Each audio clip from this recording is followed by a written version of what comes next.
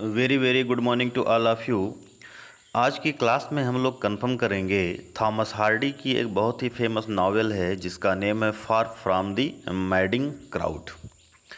ये नावल जो है वो पब्लिश हुई थी 1874 में पब्लिश हुई थी और 1874 में ये नावल सीरियल फॉर्म में पब्लिश हुई थी। मतलब थोड़ा थोड़ा कर करके कॉर्नहिल मैगज़ीन में इसको सीरियल फॉर्म में पब्लिश करवाया गया था। जो ये नावल है इसकी जो टाइटल है far from the madding crowd, इसको लिया गया है। थॉमस ग्रे एक राइटर हुआ है, उसकी एक एलिजी थी, बहुत ही फेमस एलिजी थी। एलिजी का नेम था elegy written in a country churchyard.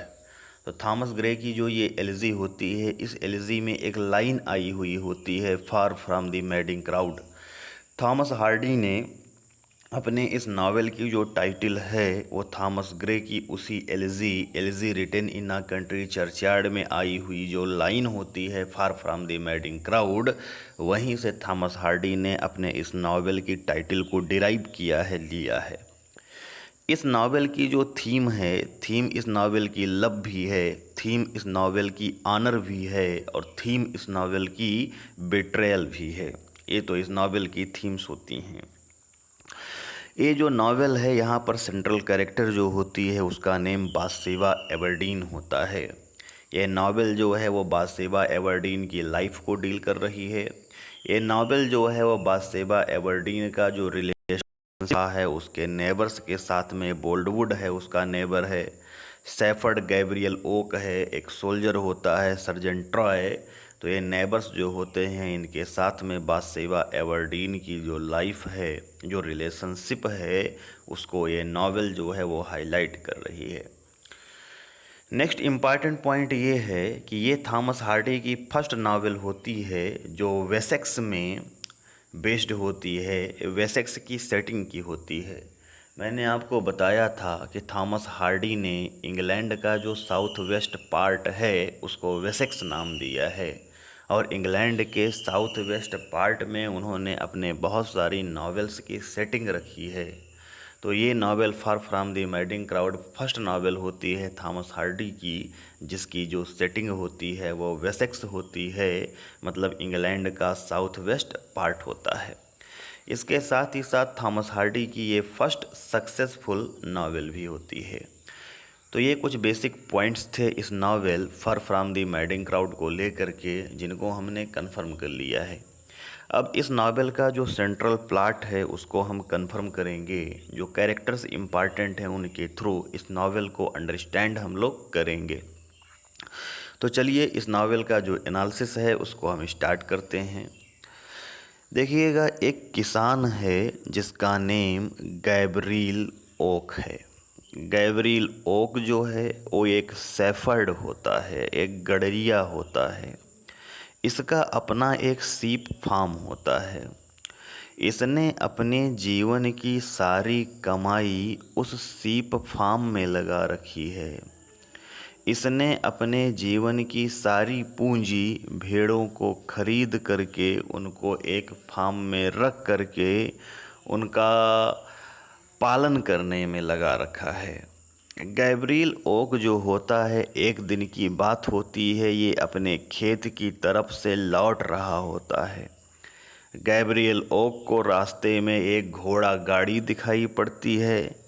Gabriel okay देखता है कि उस घोड़ा गाड़ी में एक लड़की बैठी हुई है और वो लड़की अपने आप को शीशे में बार बार देख करके खुद को एडमायर कर रही होती है, खुद की ब्यूटी को एडमायर कर रही होती है।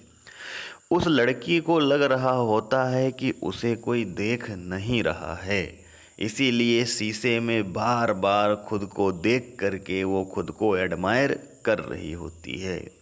और ये सारी बातें गैब्रियल ओक जो है वो देख रहा होता है।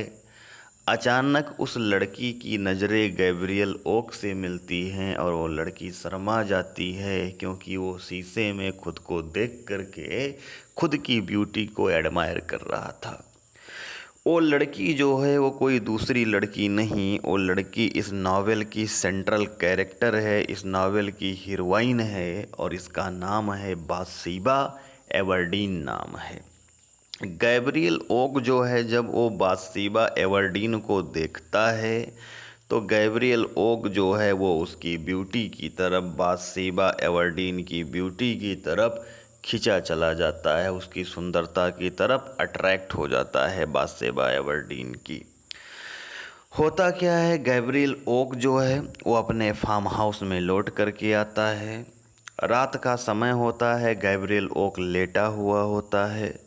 गैब्रियल ओक की झोपड़ी में आग जल रही होती है और गैब्रियल ओक जो है वो अपने कमरे की खिड़की को खोलना भूल गया था, जिसकी वजह से उसकी झोपड़ी में धुआं ही धुआं भर जाता है।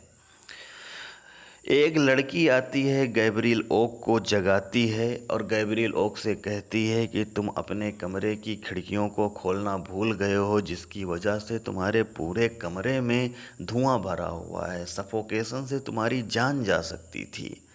गैब्रियल ओक उठ करके देखता है, वो लड़की कोई और नहीं, वो लड़की बाथशेबा एवर्डीन होती है।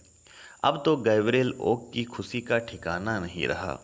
गैब्रियल ओक को लगता है कि बाथशेबा एवर्डीन भी उससे लव करती है। गैब्रियल को लगता है कि मेरा प्रेम बाथशेबा के लिए एक तरफा नहीं है, बाथशेबा एवर्डीन भी मुझसे लव करती है। गैब्रियल ओक खुश हो जाता है। एक दिन की बात होती है, गैब्रियल ओक जो होता है वो पहुंच जाता है बाथशेबा एवर्डीन के घर पर।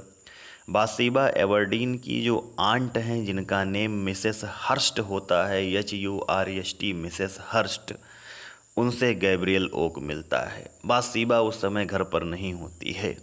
गैब्रियल ओक बाथशेबा एवर्डीन का हाथ मांगता है उसकी आंट से, तो उसकी आंट ये कहकर मना कर देती है कि बाथशेबा से शादी करने वालों की लाइन लगी हुई है, बहुत सारे लोग हैं जो बाथशेबा से शादी करना चाहते हैं, बाथशेबा की शादी तुमसे नहीं हो सकती है। इतना जब गैब्रियल ओक सुनता है तो गैब्रियल ओक निराश हो जाता है। गैब्रियल ओक घर पर रिटर्न होकर के आता है, चुपचाप लेटा हुआ होता है। उधर बाथशेबा जब अपने घर पर आती है, उसको मालूम पड़ता है कि उसका हाथ मांगने के लिए गैब्रियल ओक आया था, तो बाथशेबा वहाँ से दौड़ी दौड़ी गैब्रियल ओक के पास में जाती है। गैब्रियल ओक खुश हो जाता है बाथशेबा को देख करके। बाथशेबा गैब्रियल ओक से कहती है कि देखो, तुम गलतफहमी में ना रहो, मेरी तुम्हारी शादी नहीं हो सकती है। मुझसे शादी करने वालों की तो लाइन लगी हुई है, लेकिन मैं शादी करना नहीं चाहती हूँ। मैं इंडिपेंडेंस चाहती हूँ, मैं आज़ादी चाहती हूँ, मैं एक इंडिपेंडेंट गर्ल बनना चाहती हूँ, मुझे शादी के चक्कर में नहीं पड़ना है। गैब्रियल ओक निराश तो होता है, लेकिन जब बाथशेबा से वो ये सुनता है कि बाथशेबा किसी से भी शादी करना नहीं चाहती है, तो गैब्रियल ओक अपने आप को कंसोल करता है, अपने आप को सांत्वना देता है। उधर बाथशेबा एवर्डीन की एक अंकल होते हैं वेदरबरी नामक जगह पर, और अंकल की डेथ हो जाती है, जिससे कि अंकल की सारी प्रॉपर्टी अब वेदरबरी में बाथशेबा एवर्डीन को मिल जाती है। इसलिए बाथशेबा एवर्डीन वेदरबरी चली जाती है अपने अंकल की प्रॉपर्टी को मैनेज करने के लिए। इधर गैब्रियल ओक जो होता है, एक रात की बात होती है, वो लेटा हुआ होता है। गैब्रियल ओक का एक कुत्ता होता है, वो भौंकते भौंकते सारी भेड़ों को चट्टान की तरफ भगा ले जाता है, और सारी भेड़ें जो होती हैं, सीप जो होती हैं, वो चट्टान से गिर करके मर जाती हैं। गैब्रियल ओक को बहुत बड़ा नुकसान होता है, उसकी जो सारी भेड़ें होती हैं वो मर जाती हैं। बहुत सारा कर्जा गैब्रियल ओक के पास में था। गैब्रियल ओक के पास में जो भी प्रॉपर्टी थी उसको बेच करके गैब्रियल ओक जो है वो कर्जा चुकाता है। अब उसको रोज़गार चाहिए, काम की तलाश में वो इधर उधर भटकने लगता है। काम ढूंढते ढूंढते एक दिन वो वेदरबरी पहुंचता है, देखता है कि एक फार्म हाउस में आग लगी हुई है। गैब्रियल ओक जो है वो दौड़ा दौड़ा उस फार्म हाउस की तरफ जाता है, वहाँ पर लगी हुई आग को बुझाता है गैब्रियल ओक। उस फार्म हाउस की जो मलकिन होती हैं वो गैब्रियल ओक को पहचान जाती हैं। गैब्रियल ओक भी उस फार्म की मलकिन को पहचान जाता है, क्योंकि उस फार्म की मलकिन कोई और नहीं बाथशेबा एवरडीन होती हैं। गैब्रियल ओक बाथशेबा एवरडीन से काम मांगता है। बाथशेबा एवरडीन को अपने फार्म हाउस में भेड़ों की देखभाल करने वाला कोई चाहिए था, इसलिए बाथशेबा एवरडीन गैब्रियल ओक को अपने फार्म में काम दे देती है। बाथशेबा एवरडीन जो होती है वो अपने फार्म हाउस को बहुत अच्छे से मैनेज कर रही होती है। एक दिन की बात होती है, गैब्रियल ओक और नौकरों के साथ बैठा हुआ होता है।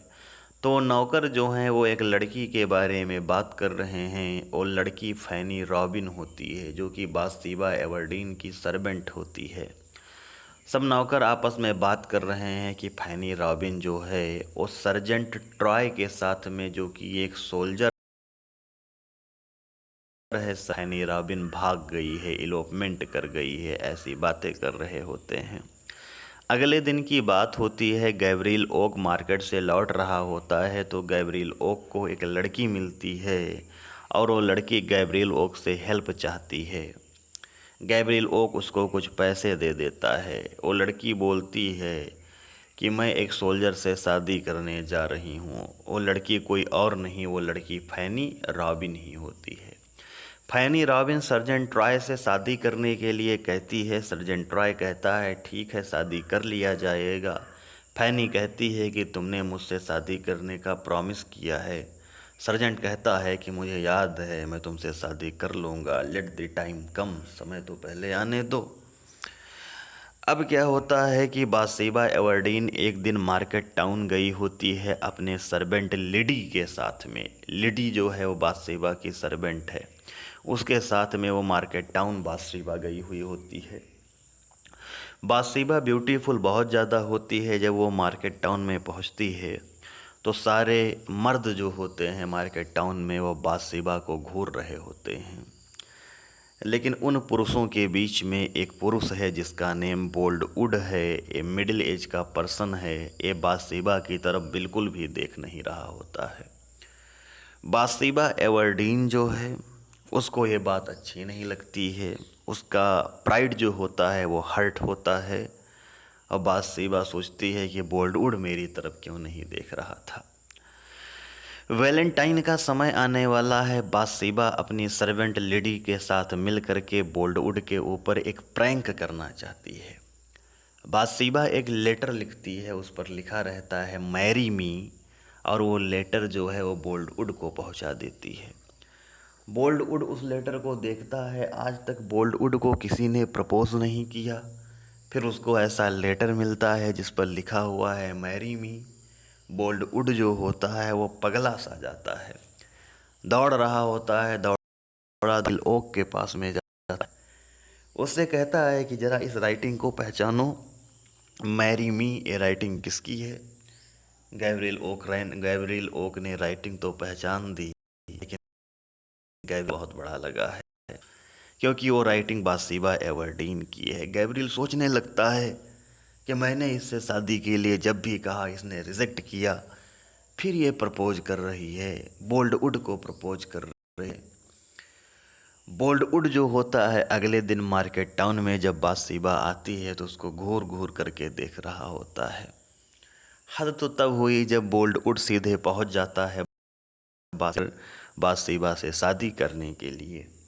बाथशेबा रोक देती है बोल्डवुड को कि थोड़े दिनों के लिए तुम रुको, हाँ हम दोनों शादी कर लेंगे। बोल्डवुड परेशान रहने लगता है। उधर गैब्रियल ओक जो है वो भी परेशान है, क्योंकि बाथशेबा ने शादी के लिए बोल्डवुड को हाँ कर दी है। एक दिन की बात होती है, बाथशेबा एवरडीन की मुलाकात जो है वो सर्जेंट ट्रॉय से होती है। सर्जेंट ट्रॉय से बाथशेबा एवरडीन मिलती है, और सर्जेंट ट्रॉय बाथशेबा एवरडीन को किस कर लेता है। बाथशेबा एवरडीन को सर्जेंट ट्रॉय का ये डेयरिंग नेचर बहुत पसंद आता है, और बाथशेबा एवरडीन सर्जेंट ट्रॉय से लव करने लगती है। फार्म हाउस में ये बात फैल जाती है कि बाथशेबा एवरडीन सर्जेंट ट्रॉय से लव कर रही है। बोल्डवुड जो होता है वो परेशान हो जाता है, बाथशेबा एवरडीन के पास दौड़ा दौड़ा आता है। बातशेबा से कहता है कि शादी करने का वादा तुमने मुझसे किया था, अब तुम शादी सर्जेंट ट्रॉय से करने जा रही हो। गैब्रियल ओक भी नाराज़ होता है, आकर के बातशेबा को समझाता है। बातशेबा नाराज़ हो जाती है, गैब्रियल ओक को काम से निकाल देती है। लेकिन फाइनली उसके फार्म हाउस में भेड़ों को संभालने के लिए गैब्रियल की ज़रूरत थी, इसलिए गैब्रियल को फिर से बुला लिया जाता है। बातशेबा एवर्डीन और सर्जेंट ट्रॉय दोनों एक दूसरे को पसंद करते हैं। बातशेबा एवर्डीन जल्दबाजी में सर्जेंट ट्रॉय से शादी कर लेती है। शादी के बाद बातशेबा एवर्डीन बहुत सारी समस्याओं से सफ़र करती है। बातशेबा एवर्डीन का जो ये हस्बैंड सर्जेंट ट्रॉय है, ये बहुत ही आलसी होता है, शराब भी बहुत ज़्यादा पीता है, घोड़ों की रेस पर रुपए लगाता है, जुआ खेलता है। इन सभी हरकतों से बातशेबा एवर्डीन बहुत ही परेशान होती है। उधर गैब्रियल ओक का भी दिल टूटा हुआ है।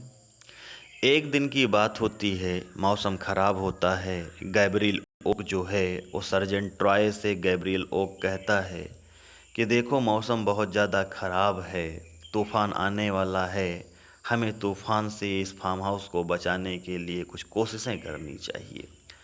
सर्जेंट ट्रॉय आलसी टाइप का आदमी है, वो सारे नौकरों को बुला करके शराब पिलाता है। सारे नौकर और खुद धुत पड़ा होता है। तूफ़ान बहुत तेज़ आता है। जो ये गैब्रियल ओक है और बातशेबा एवर्डीन जो हैं, ये दोनों तूफ़ान से उस फार्म हाउस को बचाने के लिए बहुत मेहनत करती हैं। फिर किसी तरीके से तूफ़ान से फार्म हाउस को बचा पाती हैं। तब तक खबर आती है कि फैनी रॉबिन जो है उसकी डेथ हो गई है। बातशेबा एवर्डीन फैनी रॉबिन को जिस कॉफिन में रखा गया था उसको मंगाती है। खबर मिलती है कि इस कॉफिन में केवल एक डेड बॉडी नहीं है, इस कॉफिन में 2 डेड बॉडी हैं, क्योंकि फैनी रॉबिन की तो डेथ हुई ही है, उसके साथ ही साथ फैनी रॉबिन का एक बच्चा भी हुआ था, उसकी भी डेथ हो गई है। जब कॉफिन को खोला जाता है तो बातशेबा एवर्डीन जो है वो कॉफिन में फैनी के गोल्डन हेयर देखती है। बातशेबा एवर्डीन को याद आता है कि इसी तरीके का गोल्डन हेयर जो है उसको उसने सर्जेंट ट्रॉय की घड़ी में फंसा हुआ देखा था। सर्जेंट ट्रॉय आता है, वो बातों को इधर उधर नहीं करता है और वो एक्सेप्ट कर लेता है कि ये वही लड़की फैनी रॉबिन है जिससे मैं शादी करना चाहता था, लेकिन मैं शादी नहीं कर पाया। उसकी डेथ से सर्जेंट ट्रॉय जो है वो भी परेशान होता है और सर्जेंट ट्रॉय डिसाइड करता है कि अब मैं इस जगह को छोड़कर दूसरी जगह चला जाऊंगा। सर्जेंट ट्रॉय दूसरी जगह पर चला जाता है। समुद्र के पास में वो रुक कर के स्नान कर रहा होता है, नहा रहा होता है। समुद्र की तेज़ लहरें आती हैं, उसको बहा ले जाती हैं। फार्म हाउस तक खबर आती है कि सर्जेंट ट्रॉय डूब कर मर गया, लेकिन वास्तव में सर्जेंट ट्रॉय डूबता नहीं है। कुछ नाविक होते हैं, कुछ सेलर होते हैं, वो बचा लेते हैं सर्जेंट ट्रॉय को और सर्जेंट ट्रॉय को वो अमेरिका लेकर के चले जाते हैं। इधर क्या होता है, काफ़ी दिन बीत जाते हैं, सर्जेंट ट्रॉय नहीं आता है। बातशेबा एवर्डीन को लगता है कि हाँ, डूब करके सर्जेंट ट्रॉय की डेथ हो गई होगी। मौका देखता है बोल्डवुड यहाँ पर और बोल्डवुड जा करके फिर से प्रपोज